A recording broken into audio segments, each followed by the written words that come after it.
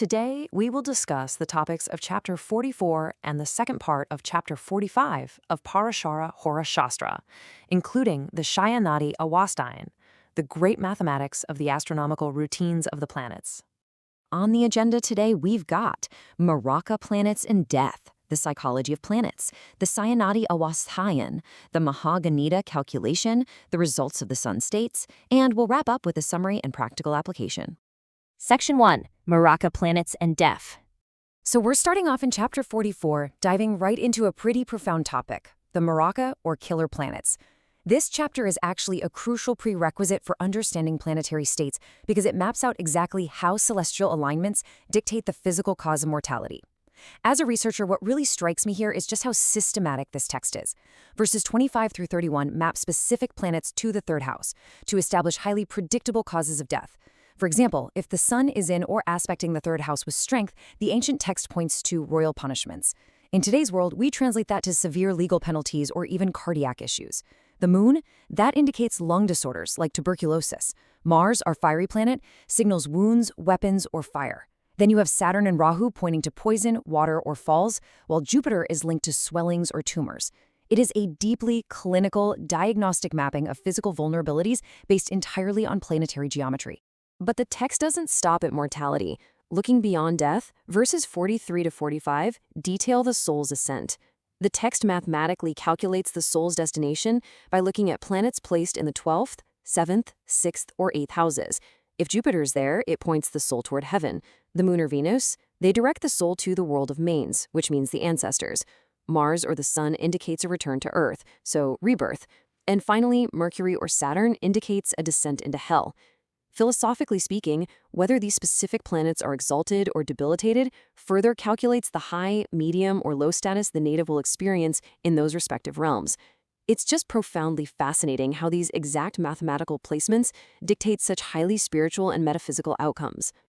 Section 2, Avastas, the psychology of planets. All right, now we're bridging into Chapter 45. We're transitioning from physical mortality to the living psychological states of the planets, which are known as the Avastas. Just as humans have developmental phases, this ancient text attributes distinct states of maturity and alertness to the planets themselves. In verse 3, it mathematically divides the 30 degrees of any given zodiac sign into 5 distinct developmental phases. These are the Baladi Avastas. A planet placed between 0 and 6 degrees is in the infant state, yielding just a quarter of its results. Move to 6 to 12 degrees and it enters youth. From 12 to 18 degrees, it's in the adolescent or kingly state, yielding full results. Then 18 to 24 degrees is an advanced old age state. And finally, from 24 to 30 degrees, the planet is in extremis, the dead state, yielding nil results. And here's an important caveat. The text notes that in even signs, this mathematical order is completely reversed. Moving on to verse 5, we're introduced to a whole separate layer of planetary psychology, alertness. Basically, a planet's consciousness is dictated by its placement. When a planet is placed in its own sign or in exaltation, it's in a state of awakening. It's fully alert, self-aware, and capable of delivering its absolute full effects. Now, in a friend's sign, it's dreaming, yielding medium results. But when it's placed in an enemy's sign or in debilitation, the planet falls into a sleeping state. In this dormant posture, its ability to influence the birth chart is effectively neutralized to nil.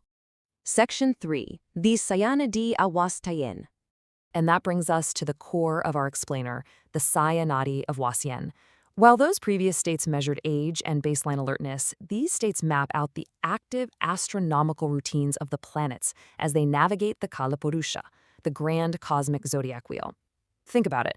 Just as we have our daily routines, sitting, eating, sleeping, striving, the planets are also engaged in an active, dynamic cosmic life. These substates govern the deepest psychological and physical manifestations of a planet at the exact moment of a native's birth. Section 4, Mahaganita, calculating this state. To accurately map out these routines, we need to turn to verse 7, which introduces the Mahaganita, or the great mathematics. This isn't just theory. It's a highly specific algebraic and astronomical formula used to extract a precise behavioral state of any given planet. Let's look at the original Sanskrit text.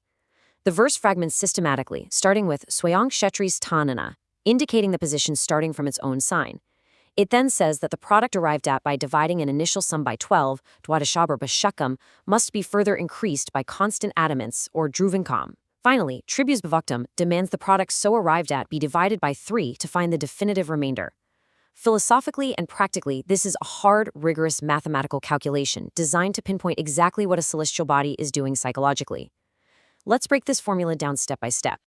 Okay, step 1 of the Bhagavad requires a deep synthesis of astronomical data. We multiply the constellation or star number, the planet number, the Navamsha number, and a specific constant. Then, in step 2, we personalize this data. We add numerical values derived from the first letter of the native's name, along with the Ishtagati, which is the exact time elapsed since sunrise. Step 3 demands we take this massive total sum and divide it by 12. From this division, we isolate the remainder. And this remainder is our base value for the next critical step. So the really crucial point here is what we do with that base remainder. Verse 7 instructs us to increase it by constant planetary adamants. You should think of these not just as random numbers, but as ancient, unchanging, universal codes assigned to each celestial body. For example, the Sun and Jupiter are assigned the code of 5. The Moon and Mars take 2, Mercury, Venus, and Saturn take 3, while the lunar nodes, Rahu and Ketu, are assigned 4. We simply take our base remainder and add the target planet's universal constant to it. Now we arrive at the final extraction. We take that new sum, the base remainder plus the planetary constant, and we divide this final product by 3. The great mathematics of Bhagavad Gita will always, without fail, yield one of 3 definitive remainders, a 1, a 2, or a perfect division leaving 0. This single final digit mathematically locks the planet into one of 3 specific psychological postures. Astrologically and philosophically, these remainders are incredibly profound. A remainder of 1 places the planet in drishti. This means the planet is merely observing. Its psychological state is passive. It's casting its gaze but taking very little physical action. A remainder of 2 results in cheshta. Cheshta indicates that the planet is actively striving. It's putting forth intense effort and generating dynamic results. Finally, a remainder of 0 yields vicheshta. Vicheshta places the planet in a state that is completely motionless, inactive, and utterly devoid of effort. Section 5. Results of the Sun's States.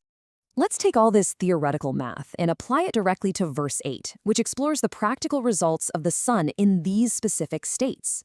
What happens when the great mathematics places our most vital planet into a specific routine? Well, the Sanskrit text for the upavation, or sitting state, fragments into some very specific diagnostic outcomes. It reads, upaveshanaje surye, when the sun is in the sitting state. The text continues, krishnanga, black or dark in complexion, shilpika, an artisan, vidyahina, devoid of learning, dukhi, miserable, and parabricha, serving others. Now, at first glance, I know this sounds incredibly harsh, but as researchers, we really have to parse the true practical and occupational significance of these ancient terms. In modern practical terms, this ancient description of the sun's sitting state perfectly aligns with demanding technical or engineering professions. The term artisan implies highly specialized, often manual labor.